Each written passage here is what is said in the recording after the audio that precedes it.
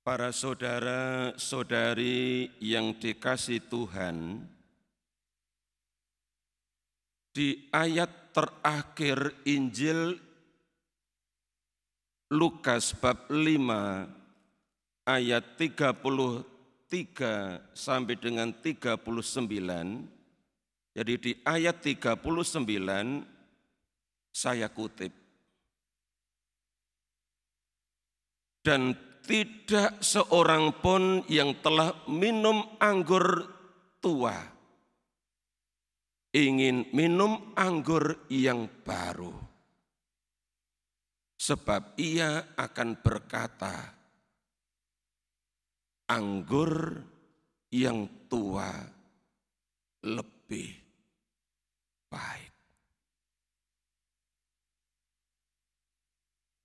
Bapak, Ibu, saudara-saudari, kalau kita membaca perikop Injil hari ini, lantas dibandingkan dengan teks lain yang paralel, yakni Injil Matius dan Injil Markus, maka kata-kata yang dijumpai di ayat 39 ini tidak ada di dua teks yang paralel. Itu berarti bahwa Lukas bab 5 ayat 39 merupakan kekasan dari penginjil Lukas. Dan apa yang ditulis oleh Lukas dilatar belakangi oleh pengalaman dia sebagai seorang murid Rasul Paulus. Yang mana dia menyaksikan sendiri betapa sulitnya Paulus mewartakan Injil di antara orang-orang Yahudi, khususnya di antara para ahli Taurat dan orang-orang Farisi.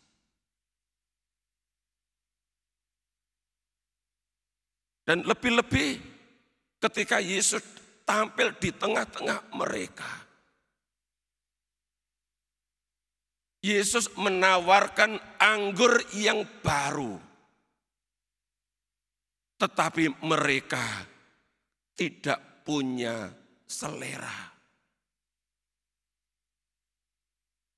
Selera mereka adalah menikmati anggur yang tua.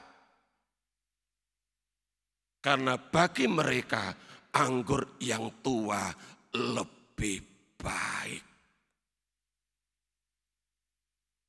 Kata-kata Yesus ini, Lukas bab 5 ayat 39, sebenarnya merupakan sebuah sindiran Yesus terhadap orang-orang Yahudi yang tidak mau menerima anggur yang baru dalam kantong yang baru.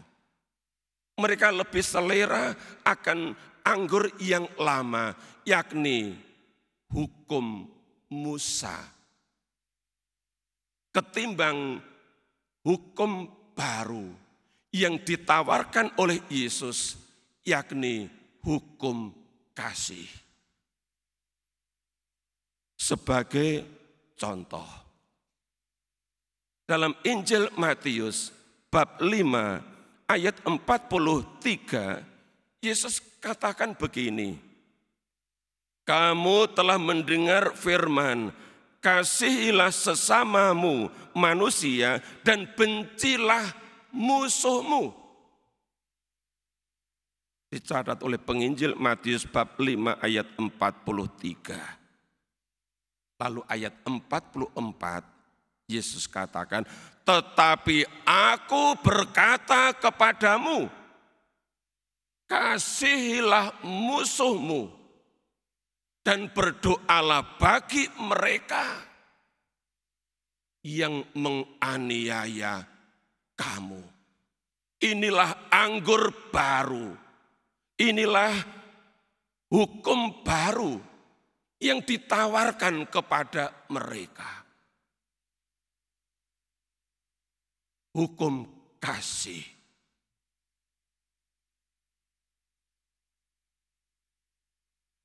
Mereka lebih menyukai yang beraroma kekerasan dan kebencian, bukan kasih dan pengampunan,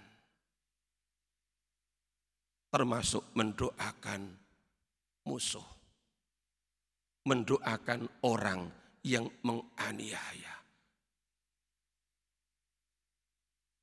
Anggur baru tidak selalu menarik banyak orang. Hingga zaman ini. Hidup dalam kasih, hidup dalam pengampunan, hidup dalam persaudaraan adalah anggur baru yang terus-menerus ditawarkan. Tapi banyak orang memilih hukum lama, kebencian, ketidakpedulian, kekerasan, pembunuhan, dan sebagainya.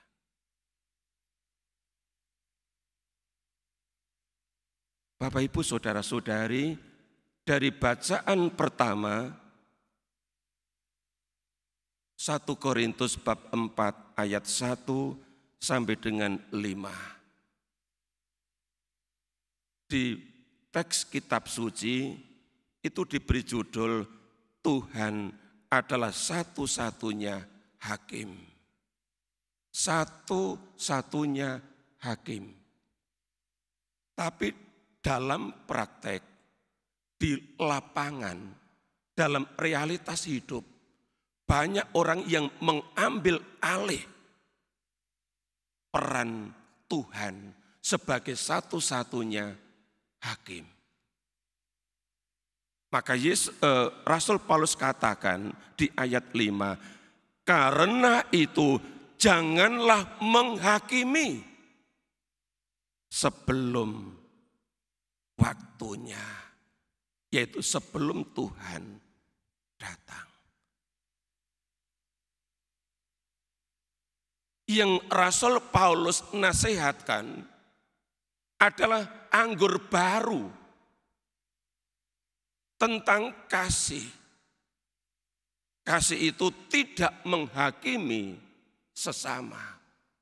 Maka Paulus katakan, janganlah menghakimi sebelum waktunya.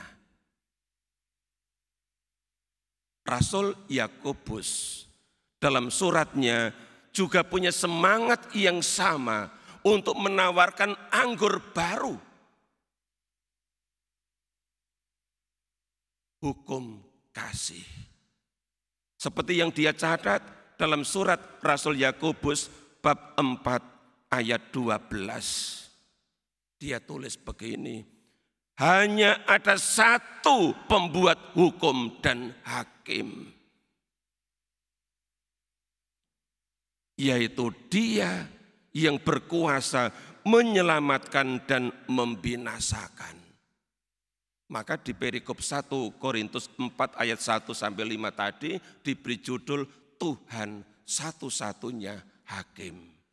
Dan Rasul Yakobus mewartakan yang sama, hanya ada satu pembuat hukum dan hakim,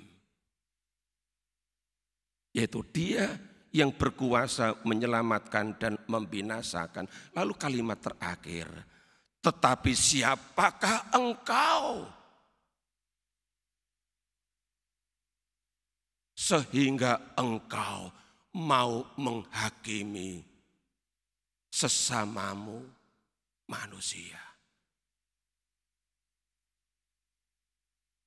Dan ini yang sering dilakukan banyak orang, entah sadar atau tidak. kata-kata penghakiman.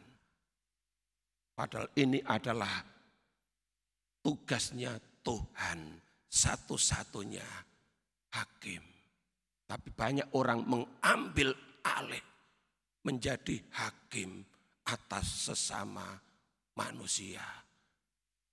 Anggota keluarganya, anggota lingkungan, anggota wilayah, anggota paroki, anggota kelompok-kelompok kategorial. Banyak orang memilih hukum lama daripada hukum baru, hukum kasih anggur baru yang Yesus tawarkan. Bapak Ibu, saudara-saudari yang dikasihi Tuhan. Selama 4 hari Bapak Suci Paus Fransiskus melawat kita, umat Katolik di Indonesia. Bagi saya pribadi, kunjungan Bapak Suci adalah sebuah mukjizat, karya agung Tuhan. Kehadirannya adalah sebuah mukjizat. Yang ketika dia sungguh-sungguh hadir di bumi Indonesia, di kota Jakarta, mata banyak orang terbelalak, kagum, takjub.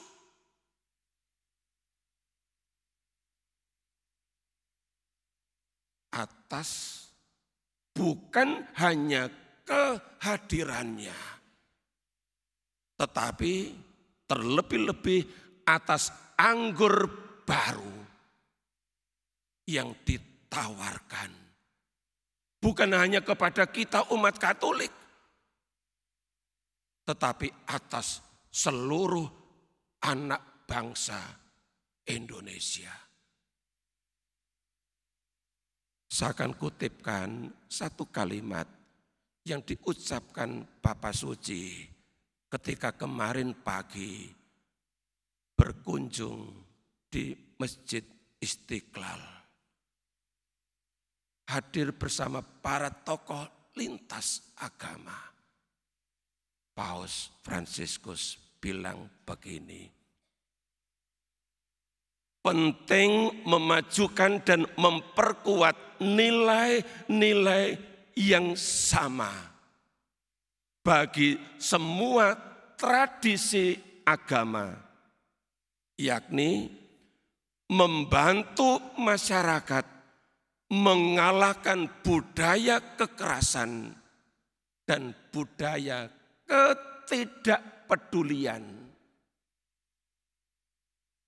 dengan budaya kasih. Nilai-nilai yang sama bagi semua tradisi agama. Salah satunya adalah kasih. Maka Paus Fransiskus hari sebelumnya katakan bahwa kita mesti memiliki jembatan kasih yang bisa menghubungkan semua orang yang hidup dalam ribuan pulau di Indonesia. Ini yang dipakai oleh Paus Fransiskus, jembatan kasih yang menghubungkan semua orang, semua budaya, semua suku di semua pulau di negeri kita Indonesia. Karena jembatan kasih inilah yang bisa membuat yang namanya persaudaraan lintas iman bisa terwujud. Dan inilah anggur baru itu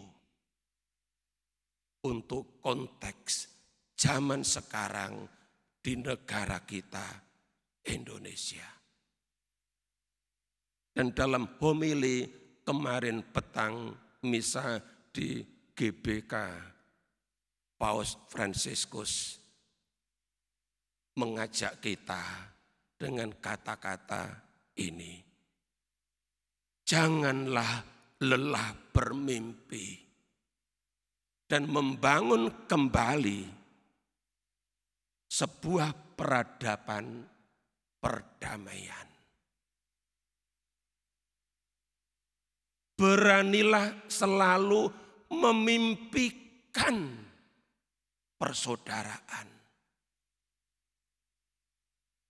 Sekali lagi, kata-kata seperti inilah